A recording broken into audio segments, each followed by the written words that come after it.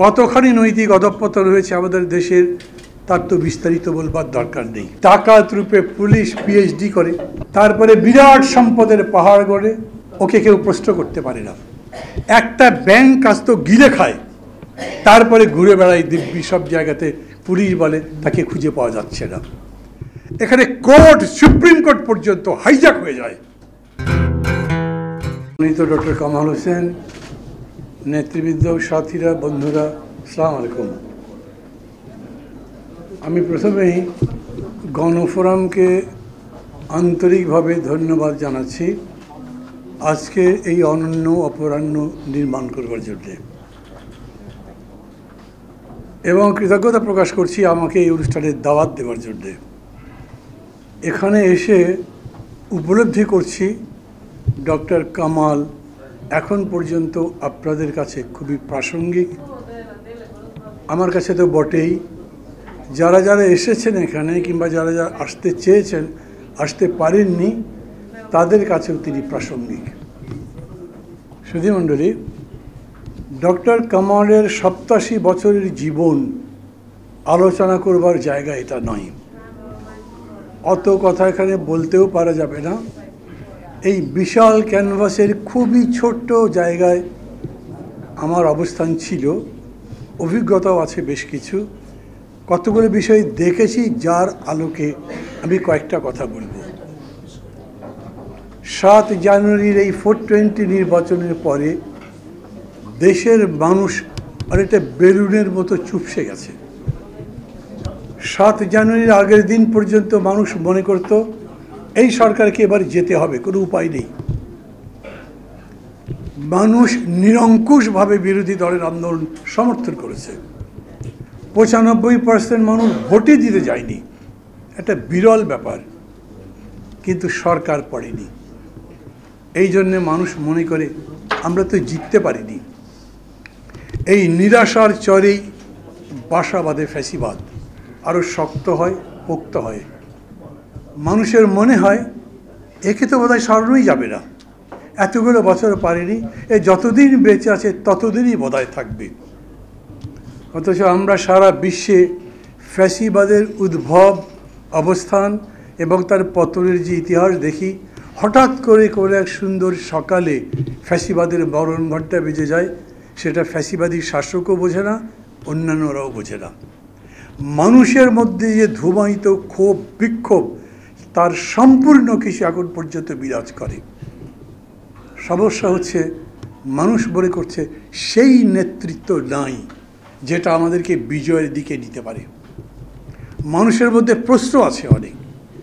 মানুষ মনে করে যে এত যে লড়াই, সেই লড়াইয়ের পরে আমরা যে রাষ্ট্র সমাজ চাই সেটা পাবো, সেই নেতৃত্ব কি সামনে আছে?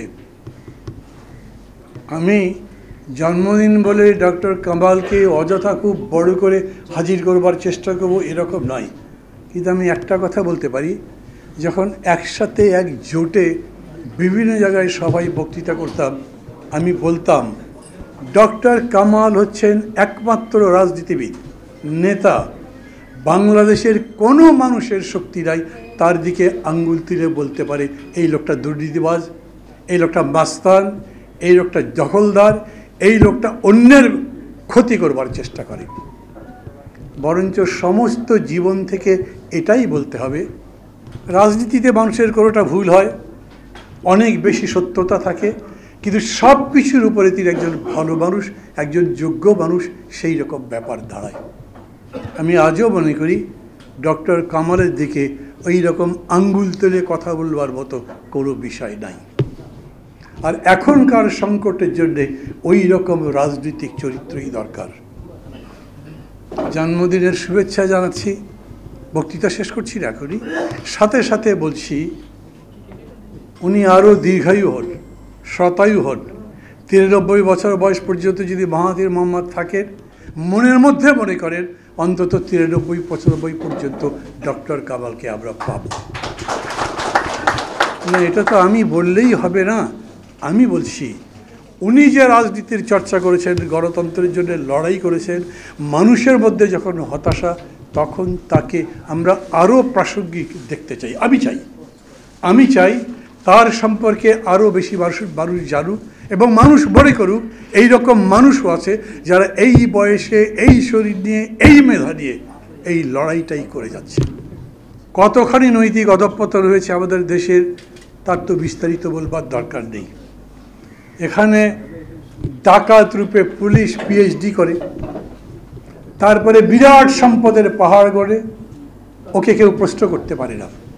একটা ব্যাংক কাজ তো গিলে খায়, তারপরে ঘুরে বেড়ায় দিব্যি সব জায়গাতে, পুলিশ বলে তাকে খুঁজে পাওয়া যাচ্ছে না। এখানে কোর্ট, সুপ্রিম কোর্ট পর্যন্ত হাইজ্যাক হয়ে যায়। যেই জায়গা সবচাইতে বেশি করে শ্রম মেধা দিয়ে গড়ে তোলার চেষ্টা করেছেন ডক্টর কামাল, সেইটা নষ্ট হয়ে যাচ্ছে। সেরকম সবাই মানুষের তো হতাশ হবার কথা। আমি মনে করি তাদের সামনে আশার আলো, আশার বাতি জ্বালাবার কাজ ডক্টর কামাল এখনও করতে পারেন।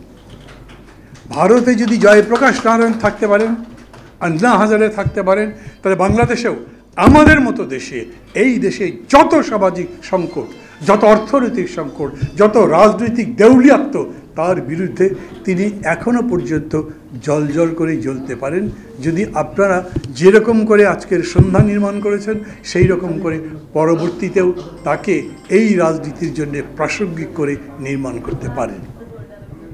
আমি আমার ক্ষুদ্র ক্যাপাসিটিতে বলবো, ওই রকম যে কোনো উদ্যোগের সাথে আমি সম্পূর্ণ নিবেদন করতে রাজি আছি।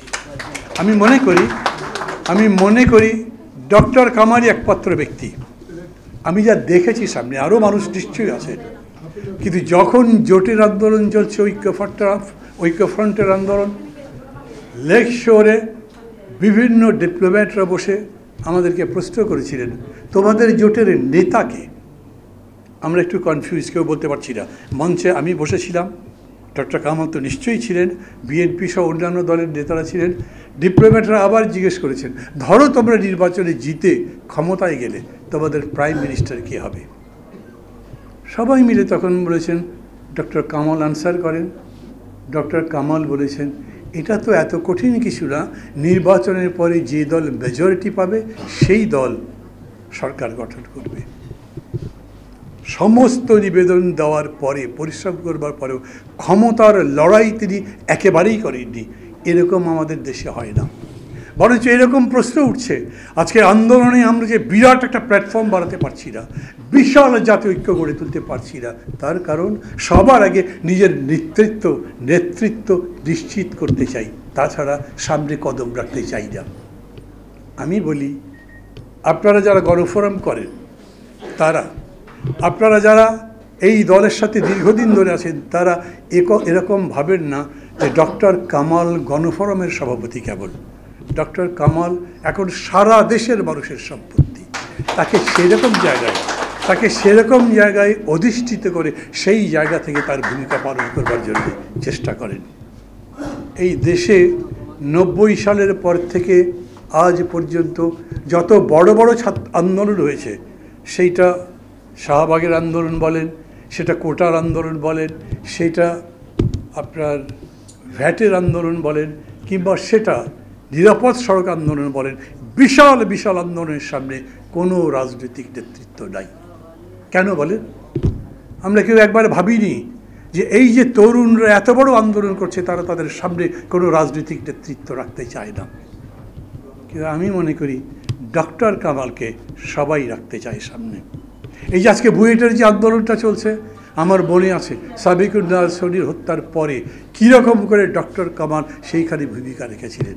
ছাত্রদের কথা বলেন, যাদের কথাই বলেন, সব জায়গাতেই তার এই ভূমিকার কারণে আমি প্রত্যাশা করব, কথা এখন শেষ করব, ডক্টর কামাল আগের মতোই ভূমিকা যাতে রাখতে পারেন, তার এই বয়সে আপনারা সবাই মিলে তাকে সেরকম করে নির্মাণ করেন, হাজির করেন, উপস্থাপন করেন। বিস্তারিত কথা যদি বলতে হয় সেটাও নিশ্চয়ই আমরা আলোচনা করে করতে পারবো। কিন্তু আমি মনে করি এখনও সমগ্র দেশের মানুষকে আবারও সমস্ত ভয় ভেঙে রাজপথে নিজেদের দাবির সপক্ষে গণতন্ত্রের বিজয়ের জন্যে লড়াইয়ে ঐক্যবদ্ধ করবার জন্যে যেই ইমেজের দরকার, সেই ইমেজ ডক্টর কামালের আছে। জন্মদিনে আবার শুভেচ্ছা জানাচ্ছি। এই জন্মদিন বারবার তার জন্য ফিরে আসুক এবং আমাদের জন্য এই কামনা করে আমার বক্তব্য শেষ করছি। খোদা হাফেজ। 1 জানুয়ারি 2024 চেঞ্জ টিভি পা রেখেছে সুরভিত 6 বছরে। সবার প্রতি নিরন্তর শুভেচ্ছা। changetv.press আগামী 1 জানুয়ারি তার প্রতিষ্ঠা বার্ষিকী। আমি এটা জেনে অত্যন্ত আনন্দিত। আমরা আশা করছি changetv.press মুক্তিযুদ্ধের পক্ষে তারা কথা বলবে, সত্যের পক্ষে কথা বলবে, নিরপেক্ষ বলে কিছু নেই, সবসময় সত্যের পক্ষে থাকবে এই প্রত্যাশা ব্যক্ত করছি। এর কলা কুশলী সবাইকে অভিনন্দন জানাচ্ছি, এর শ্রোতৃমণ্ডলীকেও অভিনন্দন জানাচ্ছি। 1 জানুয়ারির যেমন অভিনন্দন, একই সাথে চেঞ্জ টিভির প্রতিষ্ঠানের জন্য সবাইকে অভিনন্দন। চেঞ্জ টিভি প্রতিষ্ঠা বার্ষিকীতে আমরা এদেরকে ধন্যবাদ জানাই। চেঞ্জ টিভিকে উত্তরোত্তর সাফল্য কামনা করি।